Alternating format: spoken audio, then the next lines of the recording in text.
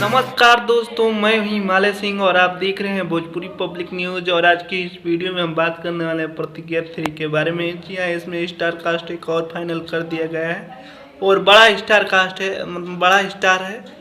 जी हाँ, पहले जो दबंग स्टार खेसारी लाल यादव हुए थे, लेकिन अब दिनेश लाल यादव का नाम भी आ रहा है कि इस फिल्म में फाइनल हो चुके हैं।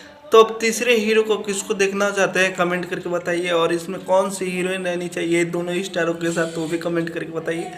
और प्रतिज्ञा 3 से कोई भी जुड़ी हुई मतलब अपडेट आती है तो मैं अपने चैनल के माध्यम से आप लोगों को ज़रूर बताऊंगा। तो बस यही अपडेट थी, क्योंकि दिनेश लाल यादव प्रतिज्ञा 3 में काम कर रहे हैं। और किसी स्टार को, तीसरे स्टार को देखना चाहते हैं कमेंट करके बताइएगा। और हमारे चैनल भोजपुरी पब्लिक न्यूज़ पे नए हैं तो चैनल को सब्सक्राइब करिएगा, क्योंकि भोजपुरी के हर एक्टर का न्यूज़ मैं अपने चैनल पे लाता रहता हूँ।